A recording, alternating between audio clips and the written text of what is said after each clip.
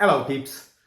How can you live your absolute ultimate best life free from all anxiety and be comfortable in your skin? You clear your shit. You've heard me say this many times. Clear your shit. You don't need to fix yourself. You don't need to think about how the exercises and strategies and so on. You just need to clear your shit. So what is the shit? We've done it many times, I know, but what is the shit? Well, remember that you're the diamond. This is so vitally important that you get this. This is life-changing. This is what makes all the difference, is that you've been lied to. You think that you are broken. You think because you've had traumas in your life, or you've had situations in your life, you've had fears and doubts in your life, you've made crazy limiting beliefs. I'm doing this because it's like, connections in your neural pathways, that you believe that you're broken, but you are not broken. I don't care what you've been through. Hear me out when I say I don't care. I don't mean I don't care about you. I don't care what you've been through. You are still not broken. I care about you of what you've been through. You see the difference? Here's the thing, please remember this. You are a diamond. You do not need to be fixed. But why are we going through so much shit?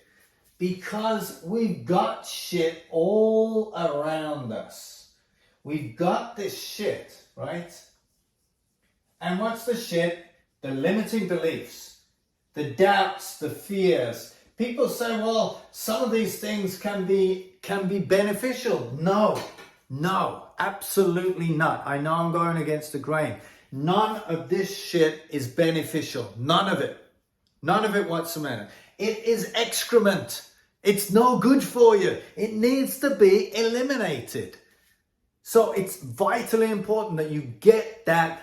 We need to eliminate this shit forever. Now, you don't do it once. You don't go to the loo and, you've eliminated everything just one time. You have to constantly clean and clear. Now, initially, just like learning to ride a bike, it feels like I'm giving you a lot of work to do, and it's not. It's not. After a while, it'll become second nature, and you'll stop buying into this shit. As a consequence, you'll simply go about your life comfortable in your skin, able to make decisions, able to be responsive as opposed to reactive. All that, you'll never ever take anything personally, because what is there to take personally?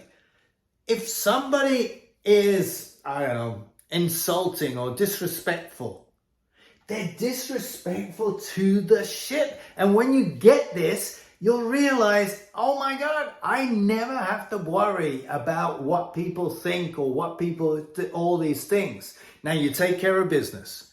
As you'll see in the other videos, you're lovingly assertive.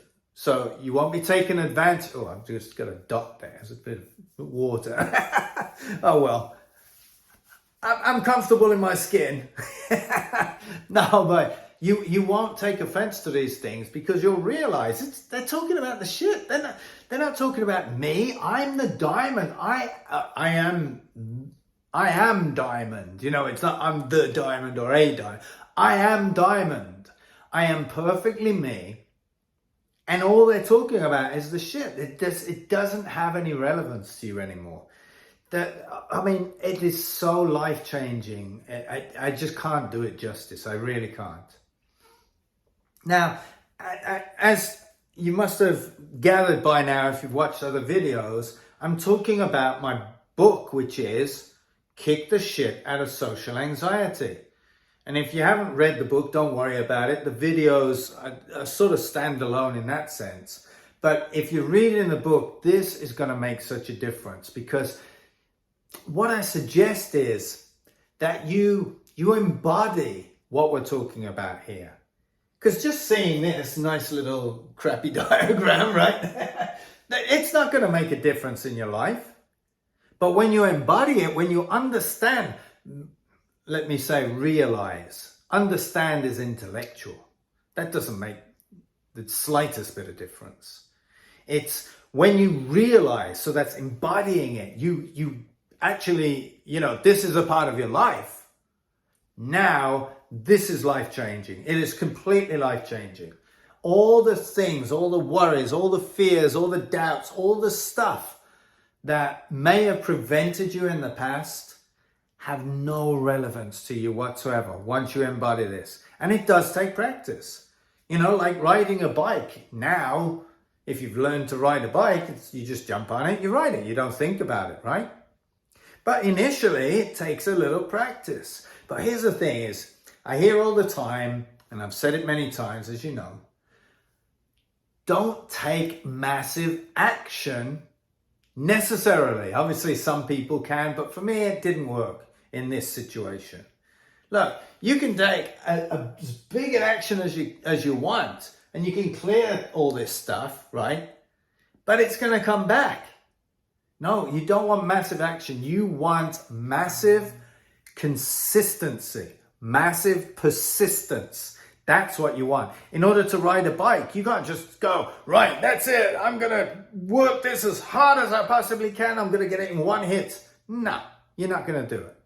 But if you keep getting on that bike, you fall off, you make adjustments, and massive consistency, you learn to ride the bike, and you learn forever then. It's habitual, it's triggered in your mind. This is what you want here. You want to understand, no matter what happens, no matter what the weather, the sun is still shining. We don't see it because there's clouds. We don't always see our diamond because there's shit in the way.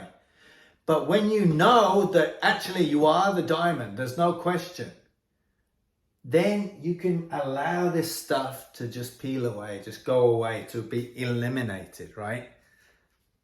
So, how do we do that? Well, again, we've gone through a lot of different exercises and so on. So I'm just going to reiterate a few of them and maybe introduce you to a couple more. So the first one is probably the most important thing, and that's nose breathing. When you want to be nose breathing for the rest of your life, now, obviously don't take it literal. If you're speaking, it's very hard to nose breathe, right? But if you've got a cold, you're going to die if you try nose breathing. But for the most part, as much as you possibly can, breathe in and out through the nose.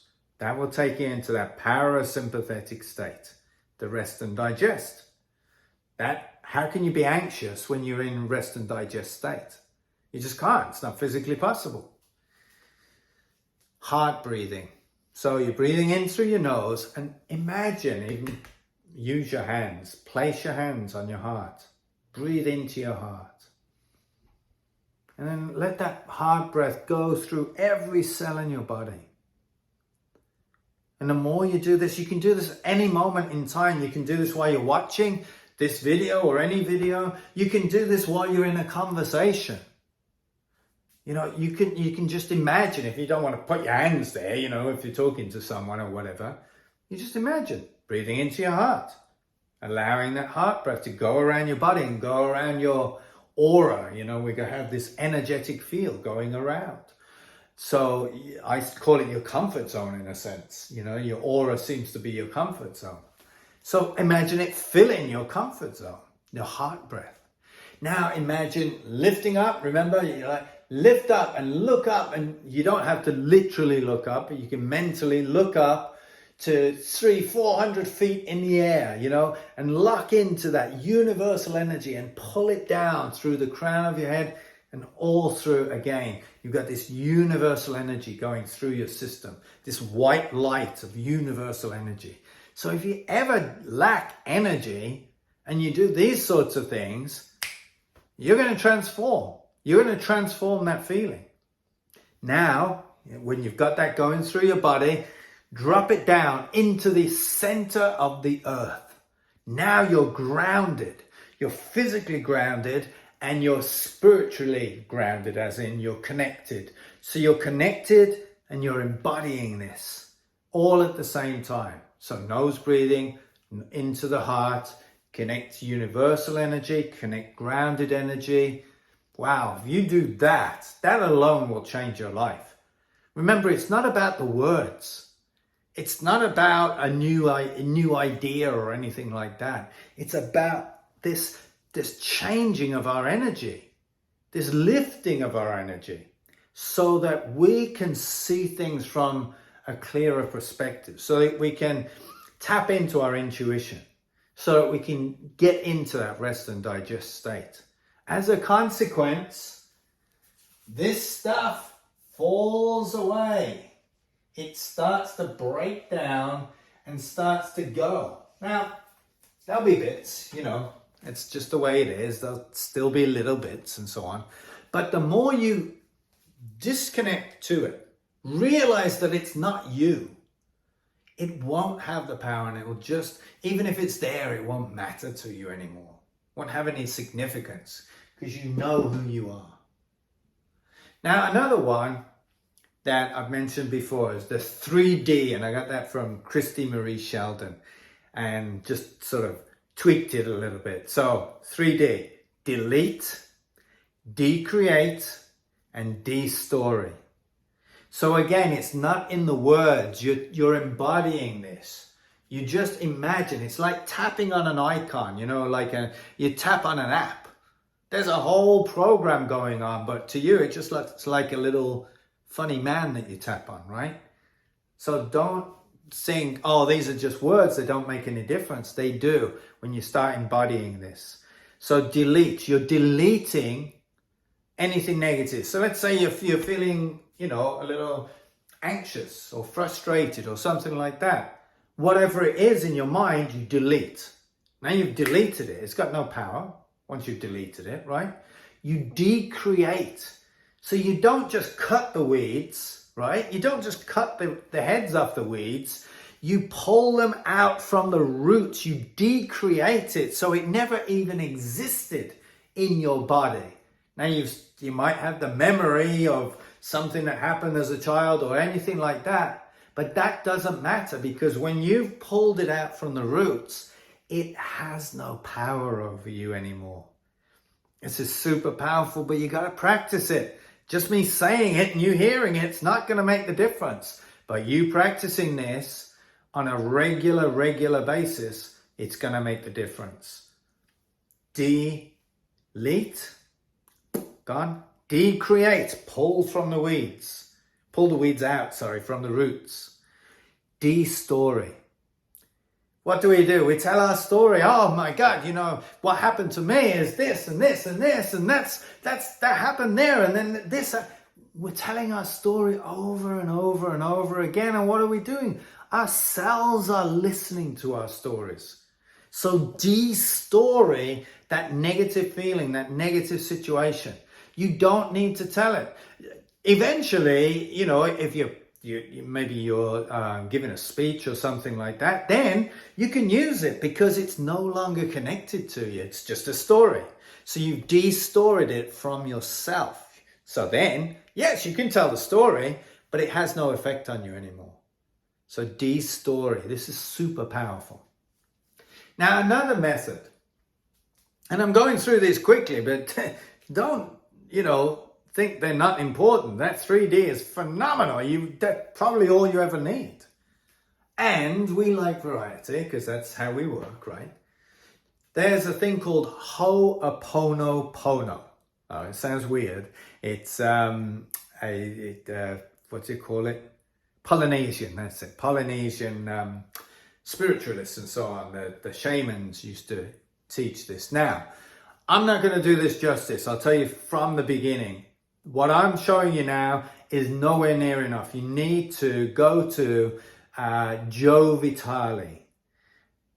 Get him on the videos on YouTube. Look him up. He's got masses of books on this subject. Zero Limits was the one that I heard it from. He tells it beyond better than what I can do.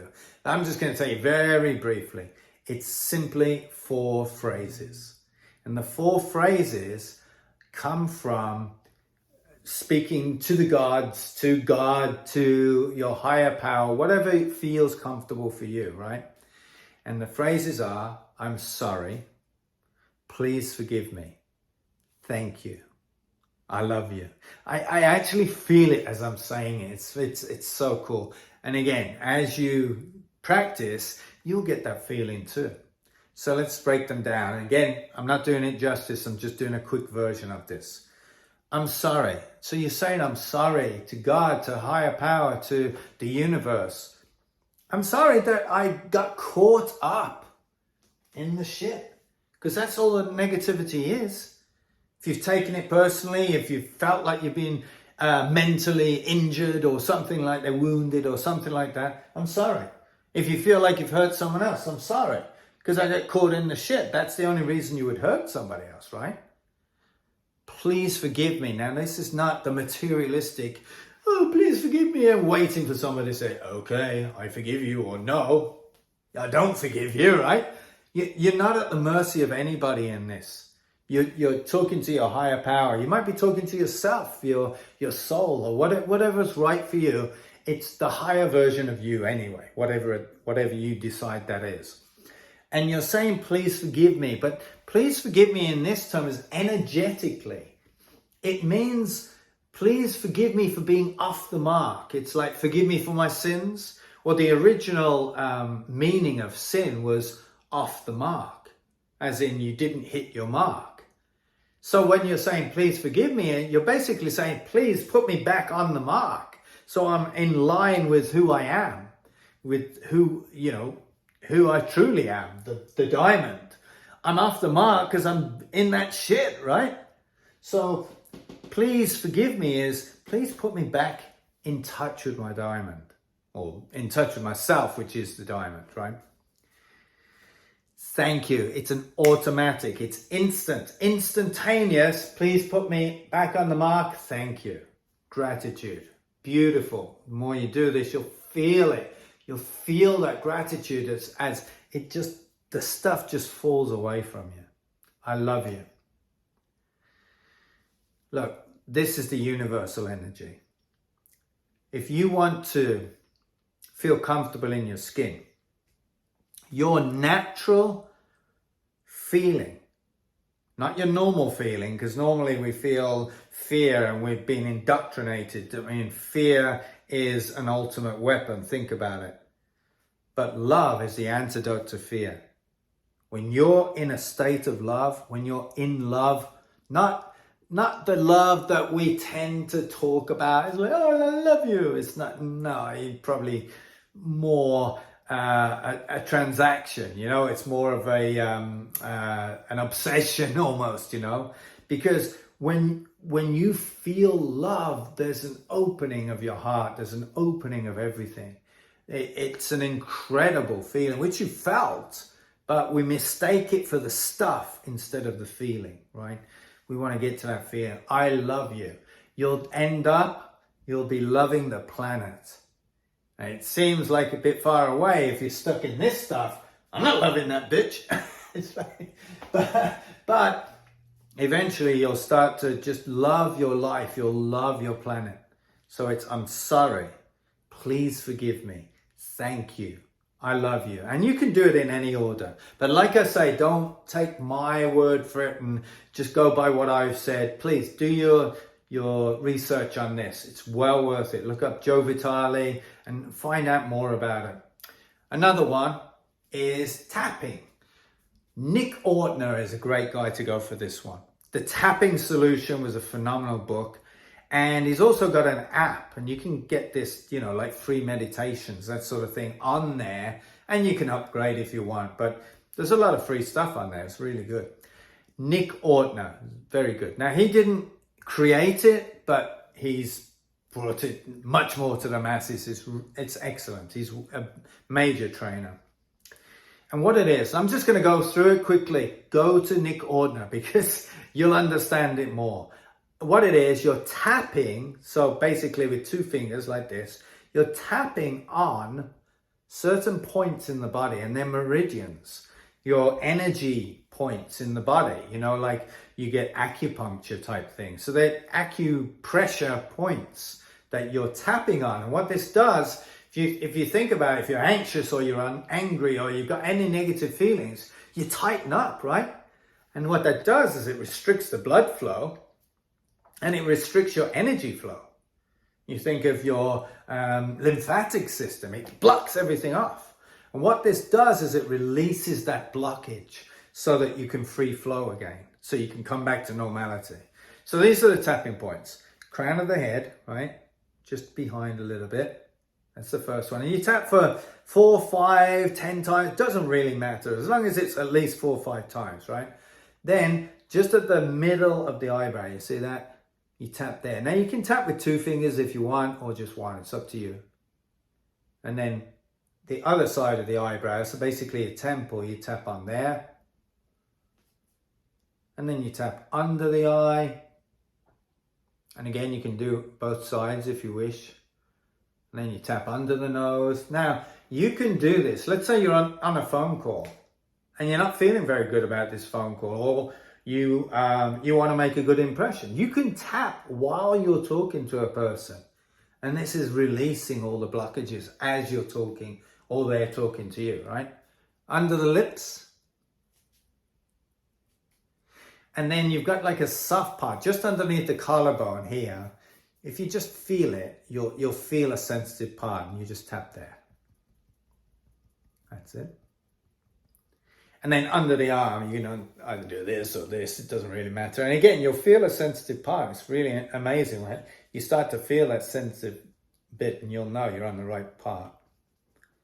That's it. And then the last one is like do a hiya, you know, a karate chop, the edge of the knife part of your hand sort of thing. And again, you'll feel a sensitive spot and you just tap there, right? So those are the points. They're the meridian points that you tap on. Now, there are many things that you can do with this. Again, go to Nick Ortner and he gives you scripts, statements, things like that. What I tend to do is focus on what I want. So if I'm like nervous about going to a social event or a networking meeting or something like that, I'm imagining myself in that meeting and it's going well. Now, the negativity comes up. This starts playing up, right? So then I'm tapping as I'm thinking about that, or I'll talk it through. Let's say if I imagine talking to someone, or if I'm doing a talk, I'll talk it out, you know, while I'm tapping at the same time. So it just releases all that pent up energy. So again, please go to Nick Ortner. It's phenomenal. You'll really enjoy this. This is a great exercise to get rid of this stuff. But remember, it's not about the exercise. The exercises are good. They're good because they get you out of that stuck state. But the most important thing is to realize what's really going on. Because if you believe you're any part of this ship, it will keep you stuck. But when you realize that that's all it is, you are not your hand. Your hand is a part of you, right? But you are not your hand. You are not your personality. Your personality is created through your beliefs, your values, and so on. This stuff is not you. It's a creation. When you get to the true part of you, the real personality, the ultimate you comes out.